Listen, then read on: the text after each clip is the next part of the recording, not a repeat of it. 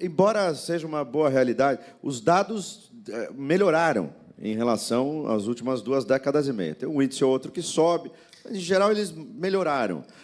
Mas, curiosamente, o fator da impressão sobre a violência e sobre a segurança não reflete esta mudança, esse profissionalismo cada vez melhor, enfim. Do outro lado, também, as oportunidades sobre tecnologia, sobre aquilo que a gente consome em tela. O brasileiro, segundo maior consumidor de tela do Brasil, e, mais uma vez, aqui a gente discutindo sobre regulação e falando sobre as carreiras e o futuro das carreiras. Aí chega aqui nesse debate, mas tem essa... o segundo maior país, maior sociedade de consumo de telas, fica lá, gera uma ansiedade absoluta. E aí você tem um terceiro painel hoje para tentar juntar tudo isso numa crise permanente agora, que podia ser muito bem evitada, mas estamos aí com uma crise institucional de comércio exterior e tal.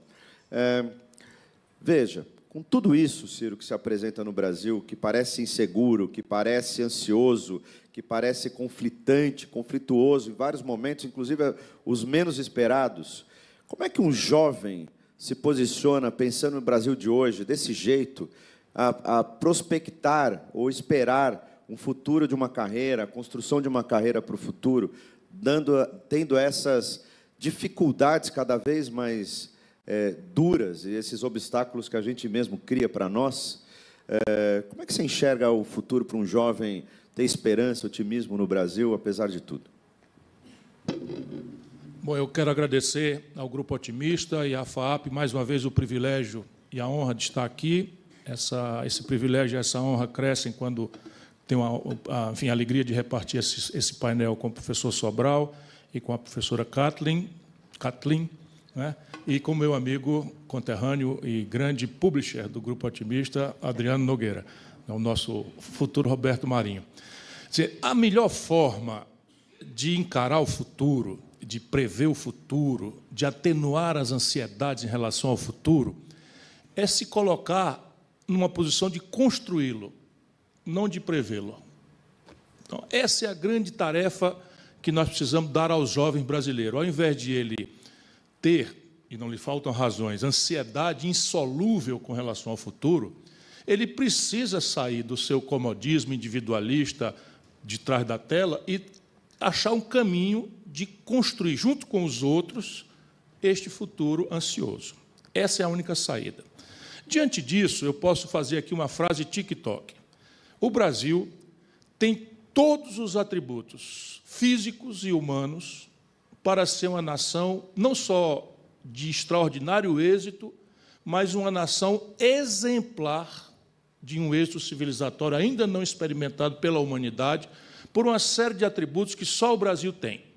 Atributos culturais, religiosos, étnicos, que estão sendo, inclusive, bombardeados por um identitarismo vesgo que nós estamos aceitando importar dos Estados Unidos e que negam determinadas virtudes como se fossem defeitos trágicos, porque eles parecem defeitos trágicos dos Estados Unidos, mas entre nós brasileiros, a mim me parece, salvo o melhor juízo, porque eu também tenho que ter cautelas politicamente corretas, e eu estou pegando um abuso imenso desse tipo de identitarismo vesgo, que obnobila, vocês conhecem essa palavra? Que inibe, que impede a gente de raciocinar as evidências com a nossa própria capacidade de observação da vida. O que eu estou falando? Etnia. A mestiçagem que o Brasil experimentou não é um defeito, como estão querendo nos provar. Isso não nega a necessidade de você afirmar o reparo histórico a 380 anos de escravidão. Não, de forma nenhuma. Mas você apostar na segregação é um problema americano. Foram a uma guerra civil por isso. E você apostar na mestiçagem é uma alternativa à brasileira historicamente considerada. Eu não vou fazer aqui um tratado sociológico. Eu quero só afirmar de novo, agora saindo do TikTok, que o Brasil, no TikTok, é uma nação que tem tudo para dar certo, mas está caminhando exatamente no rumo errado. Essa é a frase para o TikTok. Então, o que é isto? Então, quais são os fatores, vamos dizer, estratégicos, assim, até cacete, desagradável da gente explicar e tal, mas a gente precisa fazer força para parar de se acostumar com verdades superficiais, epidérmicas, aligeradas, que parecem ser simpáticas e boas da gente ouvir, mas que não acrescentam nada à nossa perplexidade diante dos problemas. Os problemas, sendo complexos, exigem soluções relativamente complexas também. Primeiro fator que explica o êxito civilizatório no mundo. Eu tenho escrito sobre isso, tenho aprofundado, tentado desenvolver uma pedagogia nacionalizada ao Brasil, mas, assim, o primeiro fator de desenvolvimento econômico é que jamais prosperou nenhuma civilização na sociedade mundial humana, nem na história da humanidade, nem no atual experimento geográfico, onde a gente possa anotar êxito civilizatório, que não seja baseado no seu próprio nível alto de poupança nacional. O que quer dizer isso? Isso quer dizer o seguinte, que o que financia desenvolvimento é a capacidade que uma nação tenha ou deixa de ter de construir um alto nível de formação bruta de capital, dizem os economistas brilhantes, digo eu, capacidade de poupança para sustentar o desenvolvimento. O Brasil não tem poupança. Por um conjunto desastrado de políticas, que eu vou dar algumas caricaturas, o Brasil hoje tem 16% do PIB de formação bruta de capital. As nações mais pobres do mundo têm 30%, 28%, 29% e tal. E o Brasil, sem 22%, não sai do atoleiro de 2 inflação no crescimento anual, o que são absolutamente insuficientes para superar nosso atraso e o acúmulo de problemas graves que a sociedade brasileira tem. Quer ver o exemplo prático do que eu estou querendo falar? Só as políticas sociais compensatórias do Brasil, Bolsa Família e BPC, investem mais de 2 vezes o que nós investimos em educação, tendo por fonte o Orçamento Geral da União. Compreendem? Este país gasta com BPC, benefício de prestação continuada, e Bolsa Família, que são políticas sociais compensatórias, o dobro no atual Orçamento da União do que esse país aplica em educação.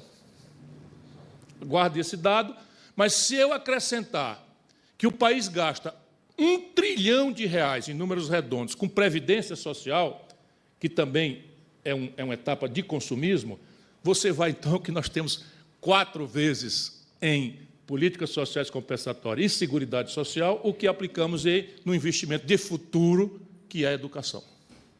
É simples de entender, e, concretamente, ou a gente inverte isso e a melhor oportunidade está se dissipando. Quando eu começo a brigar por essas coisas e virar o chato da República, etc., etc., o Brasil era um país jovem. Nós tínhamos 5, 6 trabalhadores ocupados formalmente para um aposentado. Essa janela demográfica está fechando aceleradamente. Hoje nós temos 1,4 trabalhadores brasileiros ocupados formalmente para cada aposentado. Então, as soluções vão ficando politicamente muito mais difíceis, muito mais complexas, muito mais sofisticadas. Segundo fator, para além do primeiro, que é a poupança alta. E, ao contrário do que diz o mito neoliberal, o nível de poupança de uma nação não é consequência fatalista que as forças da gravidade produzem ou deixam de produzir.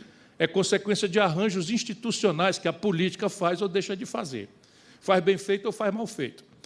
A segunda questão é: só prosperam aquelas sociedades que conseguiram, por esta ou aquela institucionalidade, constrangedor aqui é que nem sequer a premissa democrática é uma exigência, olhando, por exemplo, a China, os experimentos autoritários de alguns outros lugares, mas o que funciona mesmo é Estado forte, iniciativa privada forte e uma academia comprometida em produzir as respostas tecnológicas que o desafio do desenvolvimento pretendido solicita. O Brasil é confusão. Ainda ontem, 7 de setembro, nós assistimos manifestações em que uma massa de pessoas vestidas de amarelo, no Dia Nacional do país, foram cobertas por uma bandeira dos Estados Unidos, que vem a ser a potência que está nos atacando economicamente com o tarifaço. Isso é eu ia dizer o cu do mundo, mas isso é o fim do mundo. Isso é o fim do mundo. O Caetano Veloso fala assim, então, num verso, então eu me sinto autorizado a imitar o Caetano Veloso, sem a verve. Né? Você está no palco, pode falar. Posso, né? Então veja. Então, repare, o Brasil tem uma confusão ideológica irracional que o mundo que resolveu seus problemas superou há muito tempo. Alguém mencionou aqui o Deng Xiaoping. Ora, a China só vira a portentosa experiência de desenvolvimento quando o Partido Comunista Chinês entende que não adianta nada ter os fatores de produção monopolizados por um Estado dirigido por um partido único, e funda uma burguesia privada nacional. Aí explode a China. Os americanos fazem a retórica liberal para o mundo inteiro, etc., etc., em todos os momentos e setores e oportunidades em que eles são protagonistas, sob o ponto de vista competitivo. Então, eles são protagonistas, e neste setor advogam o liberalismo. Eles são frágeis, ou neste ou aquele outro setor, eles viram protecionistas. Essa discussão hoje não precisa mais ser tão retórica, porque o Trump, pelo menos, tirou a máscara. O que ele está fazendo? O Trump está fazendo uma política industrial de comércio exterior truculenta, apressada, grosseira, mas sabe quanto ele arrecadou de tarifas em 6 meses? Ele arrecadou 7% do cavalar déficit fiscal norte-americano, 152 bilhões de dólares. E ele consegue, no Brasil, comover pelo menos uma metade, grande ou pequena, menor ou maior, da sociedade brasileira, defendendo o ataque que ele faz ao nosso país. E esse país está doente, está profunda e patologicamente doente é pleonasmo, mas a doença é tão grave que é uma doença doente, realmente, é um negócio muito sério. Terceiro fator, já está demonstrado, nenhuma sociedade nacional se desenvolveu êxito civilizatório sem uma aposta em gente. O Brasil tem metade da escolarização argentina. O Brasil não sabe nada de inteligência artificial. Nós vimos aqui o painel de comércio exterior, nós estamos falando em carne, em laranja, em suco de não sei de quê, suco de laranja, soja, milho. Eu não vi falar numa geladeira, que é um rudimento tecnológico. Geladeira, porque é irrelevante. É irrelevante, nós estamos indo embora das possibilidades de contemporaneidade. Por quê? Porque nossa aposta em gente volta àquele número. Nós apostamos 5 vezes mais entre Seguridade Social e políticas sociais compensatórias do que em educação. Então, é o seguinte, o lado crítico é que a situação é essa. O lado generoso é que tudo isso aqui é tarefa politicamente resolvível. Depende de nós.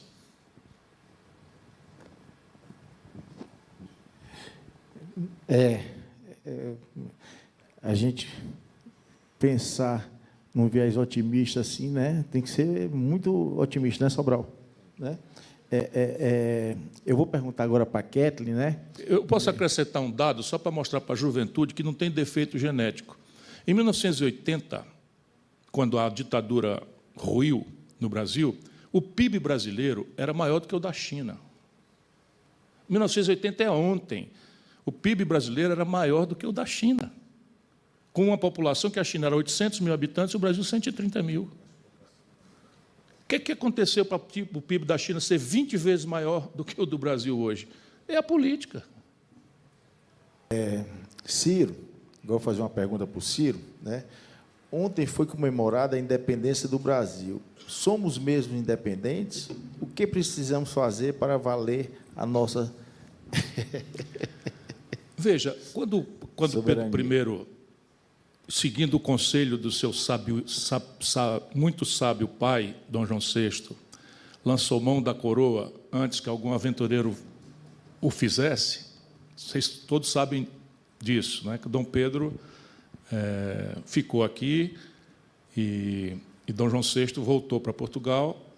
Eu quero fazer essa homenagem a Dom João VI porque não haveria esse extraordinário território nacional da América Portuguesa una, que é o Brasil, e quem não quiser dar valor a essa proeza é só olhar o que aconteceu com a América Espanhola, que implodiu, apesar de ser libertada pelo Bolívar, que era um estadista, militar extraordinário, enfim, intelectual sofisticado, não conseguiu impedir que a América Espanhola implodisse em dezenas de países, quase todos irrelevantes.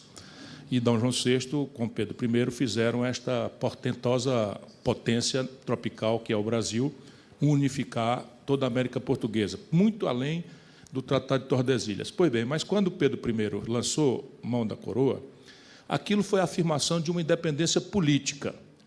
Mas já acontecia, na data, um problema grave, que era a dependência econômica do Brasil. Naquela data, a dependência econômica do Brasil, nascente, que acabou explodindo mais na frente, era do Império Britânico.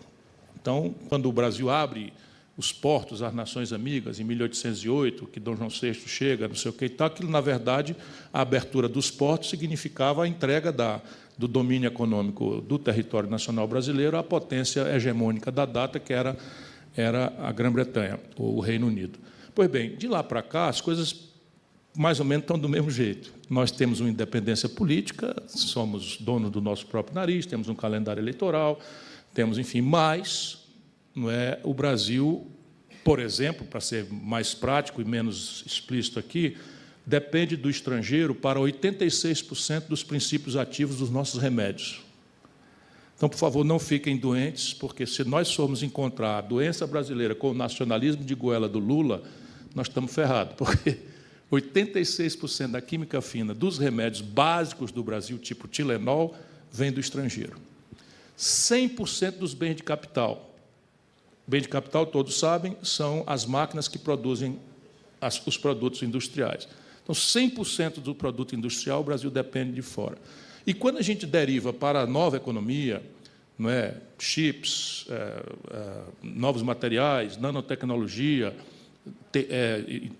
IA, né, inteligência artificial, etc., etc., aí dá vontade de chorar. E isto estabelece um nível de dependência absolutamente crítico. Absolutamente crítico, ao contrário da época dos ingleses, dos britânicos, que era basicamente o extrativismo enfim, um incipiente mercado consumidor, hoje é diferente. E assim, é diferente como, cara pálido? Ora, lá atrás, o que faz parte da minha formação, os americanos rasgaram a carta da OEA sem nenhum tipo de consideração, se associando aos britânicos, quando a ditadura da Argentina, em ruínas, resolveu inventar um inimigo externo, exatinho o que o Lula está fazendo agora, aproveitando o Trump.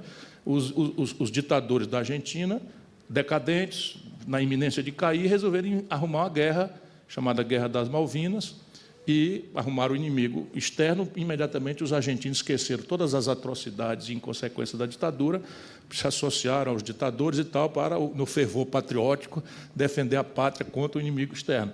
Os americanos quiseram nem saber que tem uma carta da OEA, etc., se associaram ao Reino Unido e nós ficamos falando só. Agora, eu acho um horror o regime Maduro, mas só para a gente ter clareza, tem dois problemas sérios ali.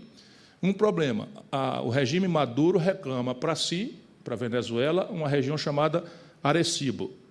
Essa região Arecibo é por causa do petróleo, que aqui a gente não explora, mas a Guiana está explorando, enriquecendo explosivamente a Guiana, enquanto aqui a gente faz essa discussão barroca sobre ser ou não de ser explorado o petróleo da coisa. Pois bem, o único acesso de uma infantaria, que é uma força de ocupação necessária para materializar os arroubos de um ditador decadente e corrupto como Maduro, atravessa o território nacional brasileiro. Nós não temos eficácia para conter isso. E mais ali, do outro lado do mar, mas não mais do que 600, 700 quilômetros dessa fronteira, os americanos estão com uma flotilha, inclusive com como é que chama, um porta-aviões nuclear, 35 caças, etc., etc., a pretexto de combater o narcotráfico, o narcotráfico e tal, exclusivamente na costa da Venezuela. E o Brasil não tem nenhuma eficácia, nenhuma capacidade dissuasória, nada, zero capacidade dissuasória, para vocês verem, no limite, o que é independência. Então, ok, somos politicamente independentes, mas econômica e tecnologicamente e, sob o ponto de vista militar, o Brasil não é uma nação que possa dizer não a ninguém. Sobral, agora é a sua vez de novo aí, Sobral.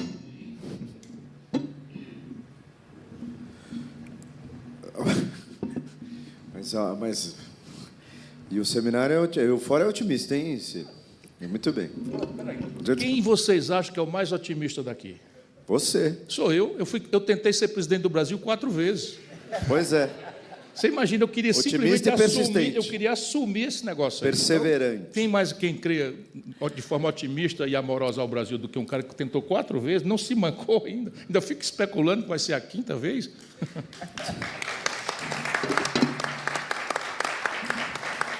Mas, olha, Adriano, debate ótimo, fórum como esse, de fato, é isso, né? A gente precisa expandir esses horizontes do processo formativo.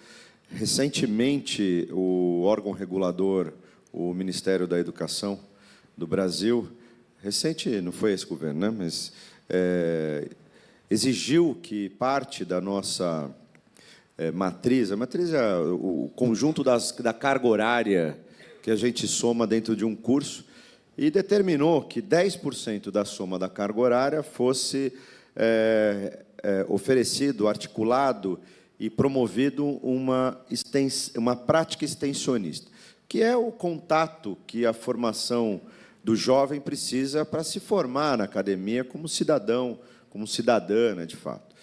E aí, Ciro, e a própria Kathleen, né? Kathleen, aqui tem uma agenda, há 30 anos nós estamos discutindo sustentabilidade, o Brasil tem 6 biomas, a gente podia ser uma potência do ponto de vista de exemplos, né? Que a gente não consegue sair nem da discussão, que dirá ir para a prática, essa coisa da independência que o Ciro tem dito, essa confusão que a gente tem. Bom, nessa perspectiva, né, de novo voltado aqui para a nossa jornada, de novo aqui voltado para a melhor formação do nosso aluno, que tipo de cidadão e cidadã a gente espera para a sociedade futura? E, esperando essa sociedade futura, que tipo de prática, que tipo de academia, que tipo de escola que vocês entendem que a gente deveria construir, constituir e projetar?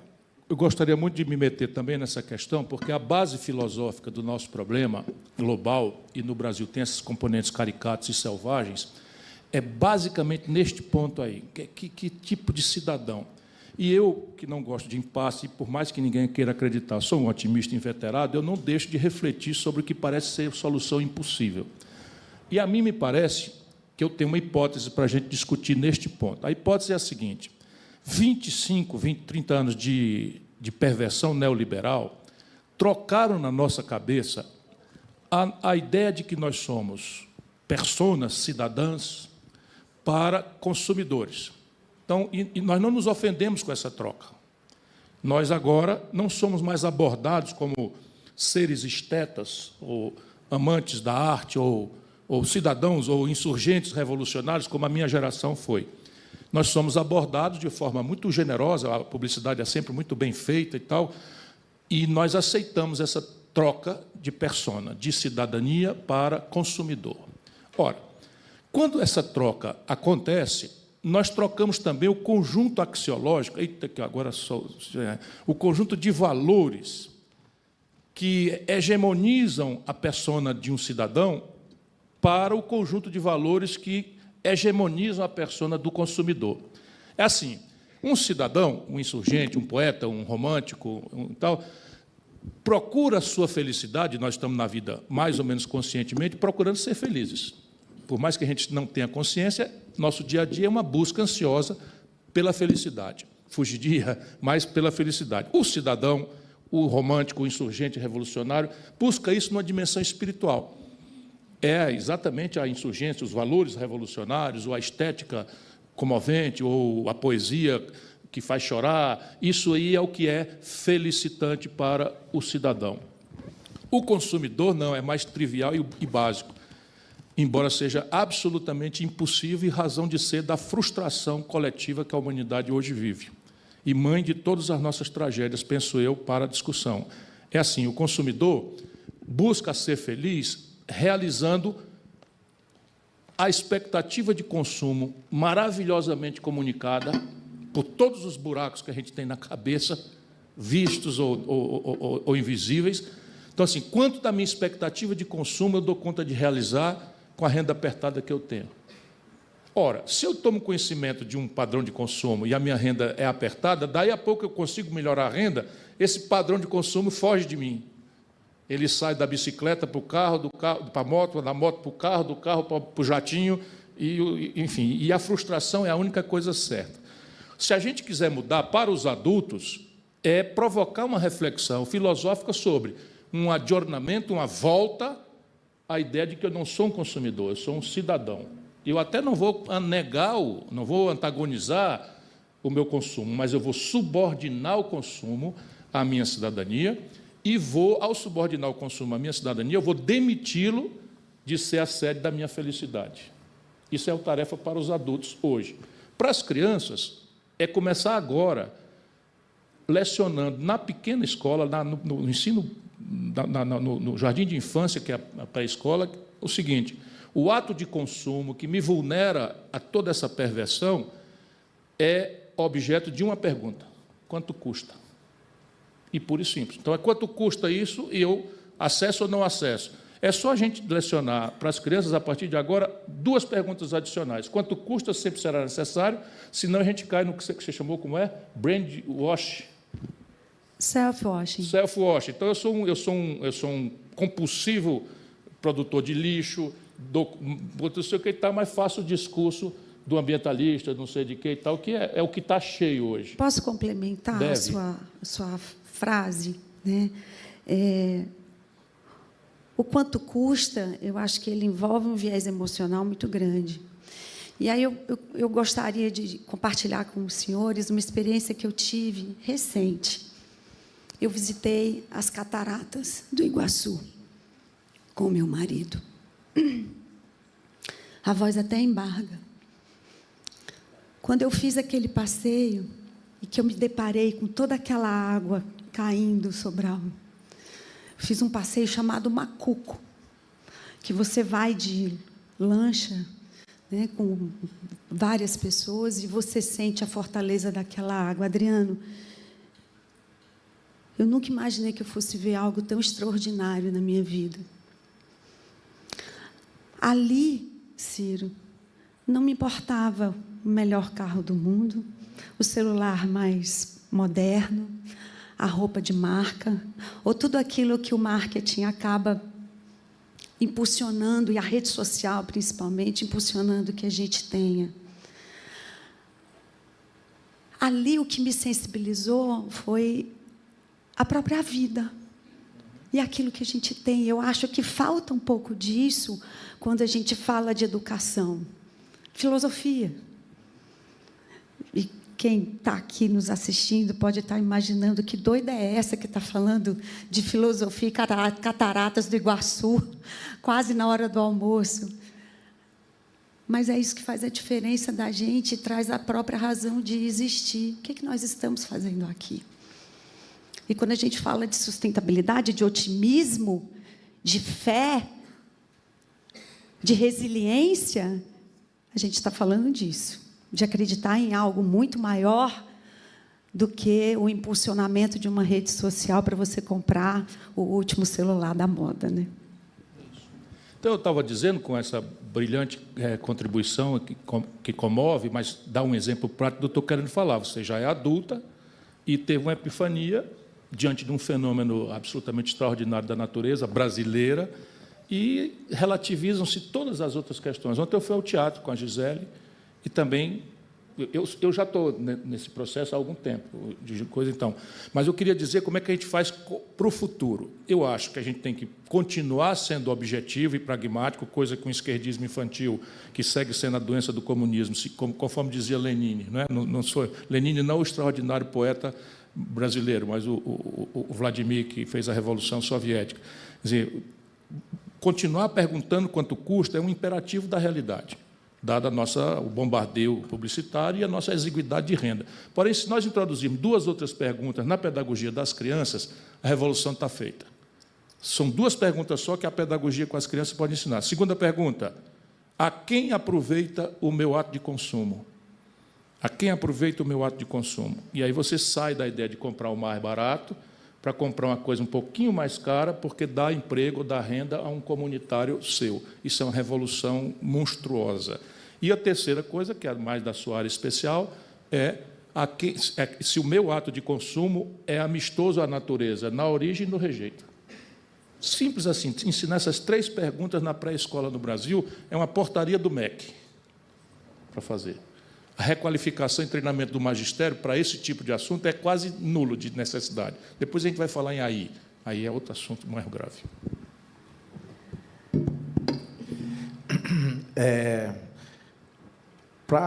Eu acho que já tomamos tempo demais de você, e vou fazer as 2 últimas perguntas aqui para o Ciro, né? É de conhecimento público que a economia e política são temas siameses. estão imbricados, quase por definição. Como as eleições de 2026 podem afetar o cenário econômico do Brasil nos próximos meses? E uma pergunta que não quer calar, né? Que todo mundo quer perguntar: Ciro vai para presidente ou para governador do Ceará em 2026? A dona Gisele, aqui presente, está autorizada a comprar a camisa de força se alguém ouvir eu falando que sou candidato. Então, está aí a primeira resposta. Agora, a questão básica é a seguinte: eu adoro ser otimista, podem acreditar nisso, eu adoro, e fico me sentindo mal de coisa, mas adianta a gente dizer, não, vai dar tudo certo, vai dar maravilhoso, e despreparar a população para o que está acontecendo e para o porvir. Sabe o que está acontecendo hoje? O Brasil está indo, a economia está indo para a geladeira. A projeção de crescimento para os próximos 12 meses são pífios 1%, uma infração. A taxa de juros brasileira é a mais alta do planeta Terra. E como a inflação está caindo, ela está em ascensão. A inflação, aí você diz, mas esse é assunto de economista? Não, não é, desculpa. Sob o ponto de vista macro, a economia de um país onde o papel remunera mais do que o lucro médio dos negócios, da economia real, comércio, indústria, serviços, etc., essa economia para. Por quê? Porque quem tem dinheiro prefere botar na renda fixa, no juro alto, do que botar na atividade produtiva, que é arriscada, que dá problema, etc. E quem não tem dinheiro, que é a esmagadora maioria, não vai tomar dinheiro emprestado no banco para botar numa atividade cuja rentabilidade é menor do que o juro que ela vai ter que pagar para o banco, logo mais vencida a carência. Não sei que seja o Banco do Nordeste que está fazendo um esforço absolutamente histórico sempre de ir nessa contramão com o crédito amigo, um microcrédito, uma experiência absolutamente extraordinária. Eu faço essa homenagem sempre. Pois bem, mas essa é a grande guilhotina da taxa de juros. Mas a taxa de juros mais embaixo, ela já está impactando naquela estatística que hoje o Brasil está vivenciando a maior quantidade de empresas indo à recuperação judicial da história do Brasil. Uma empresa para montar, para crescer, para dá um trabalho infernal. Entra na recuperação judicial para fechar ela ali, lá vai, não sei o quê, papai e tal. Depois você tem o consumidor, o cidadão. Ela falou aqui do servidor público, é um desastre com crédito consignado, que é uma imoralidade absoluta. Mas o que está acontecendo hoje? Escute aqui, deve estar esse auditório aqui, quando eu falo isso, as pessoas balançam a cabeça, constrangidas. 78 milhões de brasileiros estão com o nome sujo no SPC. Será que esse país foi tomado de um calotismo juramentado militante? A nação brasileira assumiu uma imoralidade? Não é, não. O pobre, quando vai com o nome no SPC, ele perde o último estágio de acesso dele às coisas básicas. São conta de luz, conta de água, conta de telefone, que vai cortada. 78 milhões de pessoas. Como você não tem boleto para criança, nós estamos falando em quase a população adulta toda. É feito dessa variável macroeconômica trágica. E isso tem um último efeito, que é o efeito fiscal, que a sociedade brasileira não tem tido o direito de conhecer. A imprensa brasileira fala do galope da dívida americana, mas não fala do galope da dívida brasileira. Sabe quanto custa esses juros ao governo, ao Tesouro Nacional, portanto, a nós outros, os contribuintes nacionais? 978 bilhões de reais nos últimos 12 meses. Como o governo não tem uma pataca para honrar essa conta, ela vai toda para a dívida, que está galopando de forma acelerada, e isso tudo vai desaguar em 2026, 2027. Então, o debate da campanha, todo que o PT, a situação hoje, o governismo hoje vai querer fazer, é derivar o debate para passionalidades patriotadas, se isso durar mais algum tempo, essas maluquices, e a burrice do outro lado, que fica botando bandeira dos Estados Unidos. Tenha paciência, eu me dá vontade, às vezes, de chorar. Né? Ou passionalidades tipo extrema-direita contra a extrema-esquerda, para ambos fazerem rigorosamente a mesma coisa. E aí diz assim, rigorosamente a mesma coisa, está exagerando? Não, estou não. Qual é a matriz econômica brasileira? Câmbio flutuante, superávit primário, meta de inflação, autonomia do Banco Central, política de paridade de preços internacionais da Petrobras. Qual foi a política do Bolsonaro? Essa. Qual é a política do Lula hoje? Essa. sem tirar nem pôr rigorosamente nenhuma vírgula. A mesma coisa, bota a gente para brigar, ódio, paixão, não sei o quê, ideologia, patriotismo e tal, e a traquitana de transferência de dinheiro de quem produz e trabalha e da sociedade para meia dúzia de especuladores, funcionando a pleno vapor, sem contestação.